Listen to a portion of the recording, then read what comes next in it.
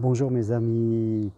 En couple, faut-il rester pour les enfants, pour la maison, pour le matériel? Vous me connaissez, je suis Germain Roncari, psychopraticien de vie sentimentale, et j'accompagne les couples, mais aussi les personnes seules qui vont rencontrer l'amour. Donc rendez-vous possible avec moi à distance, par Skype, WhatsApp, téléphone, toutes les infos sur mon site germainroncari.com. Oui, la question est importante.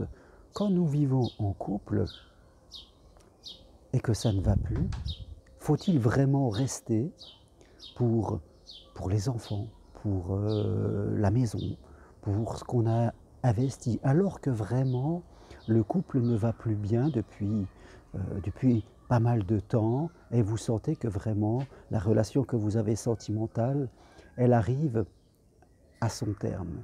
Alors, je rencontre parfois beaucoup de gens qui sont là, qui restent dans un couple, qui n'osent pas partir, qui attendent alors même qu'elles vivent des relations parfois où les gens ne font plus l'amour, où les gens vivent chacun chez soi, dans des lits séparés, où il y a vraiment presque comme des colocataires, et je dirais même comme des mauvais colocataires, des gens qui ne se parlent plus, des gens qui ne se regardent plus. Donc, faut-il rester quand c'est comme cela parce qu'on a des enfants, le matériel, tout cela? Je crois que déjà pour les enfants, c'est pas leur rendre service. Vous le savez, les enfants apprennent la relation sentimentale souvent en nous observant, en nous regardant. Et croire que si vous allez rester pour les enfants, c'est garder quelque chose, est souvent une grave erreur parce que vous risquez, en tout cas, d'influencer vos enfants dans leur vie sentimentale parce qu'ils vont vous voir pas heureux. Ne croyez pas que les enfants ne voient rien, même s'ils sont assez jeunes, et surtout s'ils sont adolescents. Ils vont apprendre en vous regardant et ils risquent de se construire des croyances limitantes qui vont vraiment impacter leur vie future. Donc non, ce n'est pas une bonne idée que de rester avec les enfants. Faut-il rester pour le matériel? Alors là, je dirais encore moins. Je crois que si on regarde de plus près, tout cela cache des peurs. Si on ne part pas, c'est parce que l'on a peur. Et j'ai quelqu'un qui bricole derrière moi, mais je ne suis pas chez moi, vous inquiétez pas, c'est normal. C'est un peintre. Et je suis dans son jardin, juste pour la petite info. Donc je crois que toutes ces peurs, que si on reste dans un couple qui ne va pas, que ce soit pour les enfants, que ce soit pour le matériel, eh bien tout cela cache quelque chose de plus profond.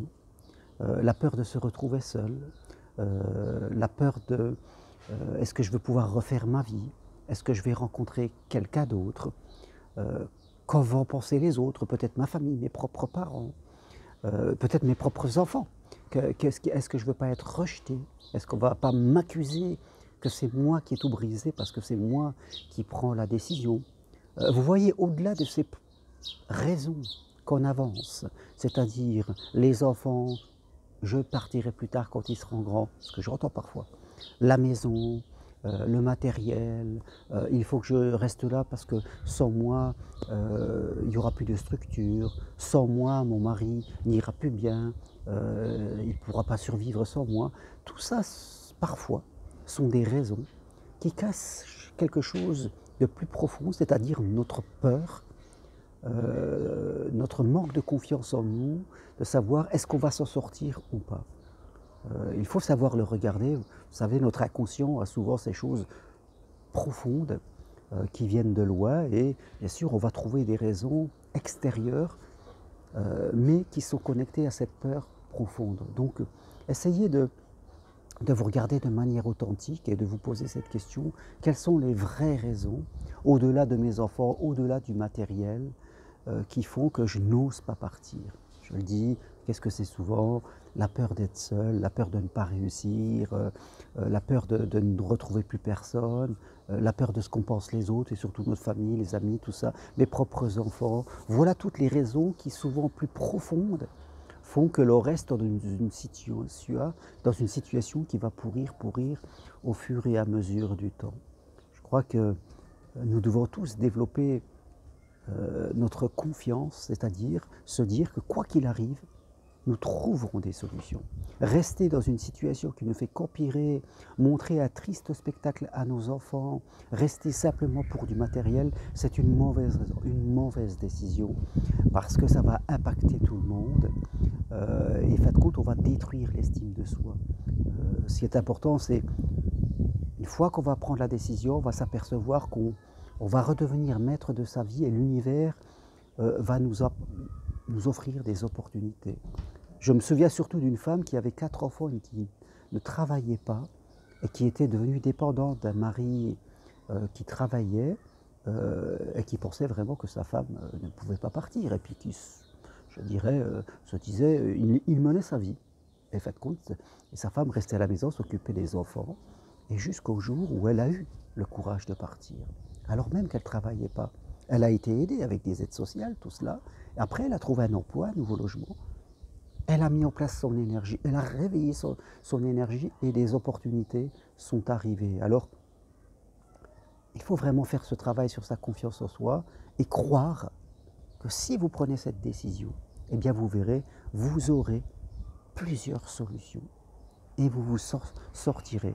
Vous referez votre vie, vous ne resterez pas éternellement seul et vos enfants seront plus heureux parce que ce qui est important pour nos enfants, c'est qu'ils vous voient souriant, c'est qu'ils vous voient plein de vie. Voilà ce qui est important.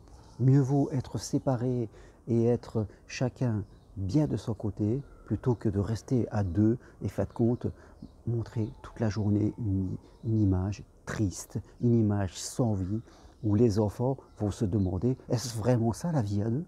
Et si c'est ça la vie à deux, franchement, j'ai pas envie de vivre ça. Vous voyez ce que je pense? Alors, voilà, faites le poids dans votre couple. Et si vous pensez que vraiment vous avez atteint le poids de non-retour, prenez cette décision.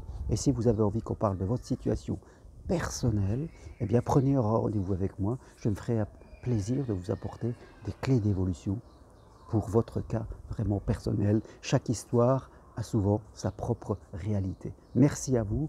Toutes les infos sur mon site germainroncarry.com. Appuyez sur j'aime si vous aimez ça. Et je vous dis à très bientôt pour une autre vidéo. Merci. Au revoir.